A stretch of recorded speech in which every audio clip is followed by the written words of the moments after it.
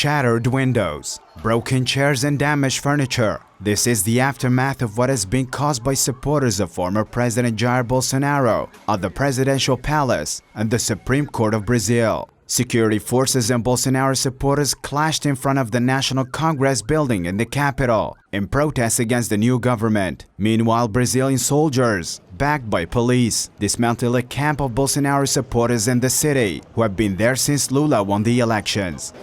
What we want to emphasize is that for us, what happened here is not an act against the executive power, nor against democracy, nor against the federal constitution. It was a coup attempt, which did not take place.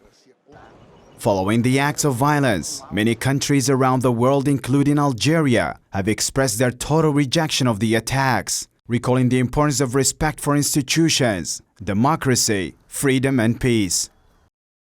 I just would like to say is that the government repudiates in the strongest possible terms the violence committed yesterday against executive, the legislative and the judicial branches of government in Brasilia.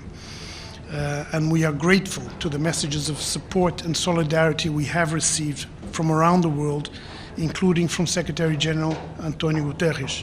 Even Bolsonaro, who was admitted to a hospital in Orlando, Florida due to health issues, condemned the act, saying via his Twitter account that attacks and invasions of public buildings are opposing to the rule governing peaceful demonstrations. For his part, Lula da Silva condemned the invasion and promised to bring those responsible to justice. He also declared a federal security intervention in the capital that will last until January 31st.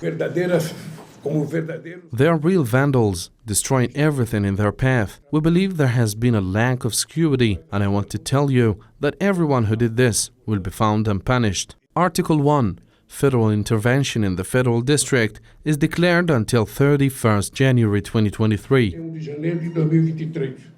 The invasion, which recalled the assault on the U.S. Capitol 2 years ago, is seen as the worst attack on state institutions in Brazil ever and raised questions among Lula's allies about how security forces were so unprepared and easily overwhelmed by rioters who had planned for protests days ahead.